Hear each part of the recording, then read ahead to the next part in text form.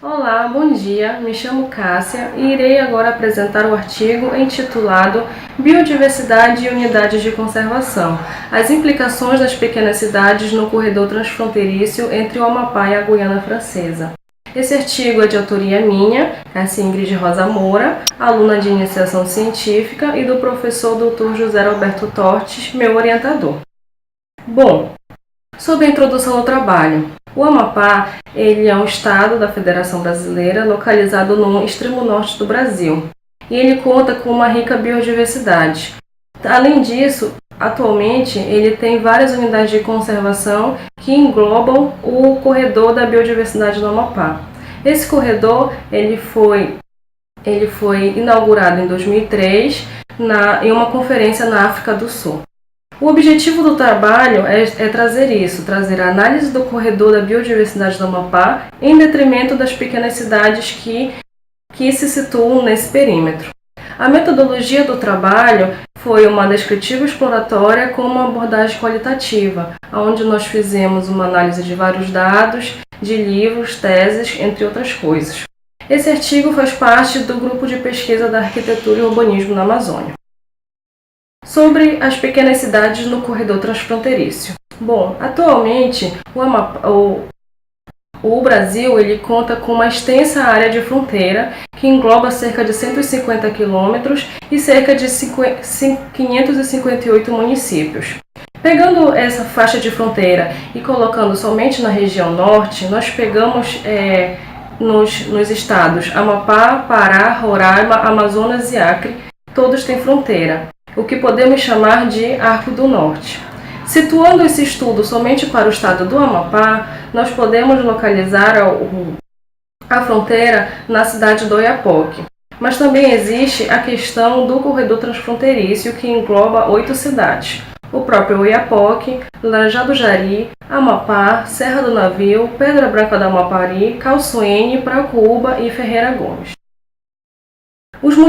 Esses municípios que eu acabei de citar, eles têm várias articulações, tanto comunitárias como econômicas. Um exemplo disso é que o município de Ferreira Gomes tem duas hidrelétricas, os outros municípios englobam a questão do ouro, do minério, entre outras coisas. Então, esses municípios eles têm potencialidades e complexidades. Isso, em junção da BR-156, torna um grande potencial para o estado do Amapá e, consequentemente, com a Transguianense que chega até a Guiana Francesa.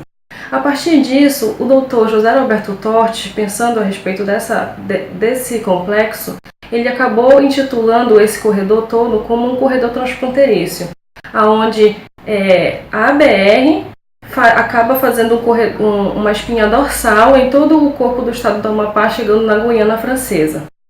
Mas apesar dessas potencialidades, esses municípios enfrentam graves problemas sociais e de infraestrutura, além de várias negligências de investimentos, negligências essas em questões tanto ambientais como econômicas e sociais. Pegando a segunda parte do artigo, que é o corredor da biodiversidade e o mosaico do uso do solo, nós começamos a fazer um olhar geral sobre os corredores da biodiversidade, sempre com um discurso e conceito de desenvolvimento ecológico e sustentável para seus lugares. O corredor da biodiversidade ele vem para unir várias unidades de conservação, e o estado do Amapá se encontra com um. E em relação às legislações do estado do Amapá, é nos anos de 1990 que essas legislações ambientais pegam um marco muito forte em questões estaduais, municipais e âmbitos federais. Como eu acabei de dizer, o corredor da biodiversidade ele traz a promoção de um desenvolvimento ecológico, onde a união de várias unidades de conservação unem essas unidades para um melhor desenvolvimento no futuro. E a criação do corredor da biodiversidade no estado do Amapá fez com que 70% do território do estado virassem unidades de conservação. A partir disso, começaram a existir as implicâncias do território em conflitos de gestão. Atualmente no Amapá, a questão de conflitos de interesse está diretamente vinculada com a questão ambiental. A primeira que nós citamos no artigo é a questão das medidas compensatórias em terras indígenas, na BR-156, aonde a BR passa por áreas protegidas indígenas e que faz com que exista um pouco de conflito nessa situação. Além disso, existem as questões de natureza fundiária e conflitos ambientais, pois as áreas ambientais acabaram por proteger vários territórios e faz com que vários municípios não possam, entre aspas, crescer o seu território. A partir disso, em 1981, a Política Nacional do Meio Ambiente já orienta sobre a questão da gestão ambiental. Essas gestões vêm a vários níveis, tanto federais, estaduais e municipais, onde cada um pode ajudar o outro e que ultimamente vem ocorrendo muitos conflitos. Entre vários conflitos, no artigo nós citamos 6 tipos de fragilidades no processo de governança do Estado do Amapá. A primeira é a condição fronteiriça entre a Amapá e a Guiana Francesa, pois não há uma devida aplicabilidade das legislações. A segunda é a questão da pavimentação da BR-156, o trecho sul-norte. Atualmente, boa parte do trecho já está pavimentado, mas a outra, em relação ao trecho sul-norte, pega várias unidades de conservação indígenas e há conflitos de interesse em relação à fundiária, como eu acabei de citar. O sistema hidroviário, porque atualmente não há uma devida aplicabilidade em relação ao Porto de Santana. E as dificuldades de fiscalização das próprias unidades de conservação, visto que é um território muito extenso e poucas pessoas trabalhando em relação à fiscalização. A carência de corpo técnico qualificado nas áreas de gestão ambiental. E o próprio plano de manejo. Atualmente, só existe, de unidade de conservação, só existe plano de manejo para a área do Curiaú, que fica no município de Macapá. A partir disso, ocorrem as implicações do corredor da biodiversidade e dos núcleos urbanos das pequenas cidades do corredor transfronteiriço. Como eu acabei de citar, a questão da falta de fiscalização e dos conflitos de gestão fizeram com que as unidades de conservações fossem criadas, sem ser ouvidos da população e dos próprios gestores, o que acabou por uma falta de políticas de uso e ocupação do solo adequadas aos municípios. O que os municípios alegam? Que as ondas desenfreadas de criação das unidades de conservação acabaram por diminuir o tamanho dos seus municípios e eles não têm para onde crescerem. As unidades de conservação foram criadas sem um devido discurso e acompanhamento da população, com que faz com que esses conflitos sejam visíveis atualmente. Outra situação que ocorre das implicações do corredor da biodiversidade em relação às pequenas cidades é a questão do Estado do Amapá carregar o título de Estado mais preservado e as cidades apresentarem claramente uma sustentabilidade urbana, onde não existe um tratamento adequado de esgoto, de água, falta de infraestrutura em relação a diversos tipos de situações e arborização, entre outras coisas. A partir disso, nós trabalhamos a questão das cidades gêmeas do Oiapoque e do São Jorge, que fica literalmente na fronteira.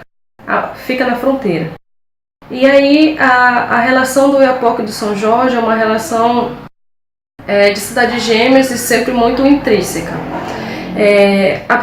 Em relação a conflitos, o primeiro conflito que a gente vê em relação a essas duas cidades é a questão das diferenças de população, onde a cidade do Oiapoque atualmente se encontra com mais de 20 mil habitantes e a de São Jorge de cerca de 3 mil habitantes e mais um pouquinho.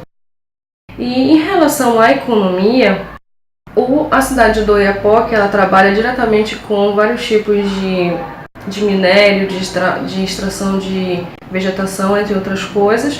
E a cidade de São Jorge, ela trabalha diretamente sendo dependente da cidade de Kourou ou de Cayena, ainda na Guiana Francesa.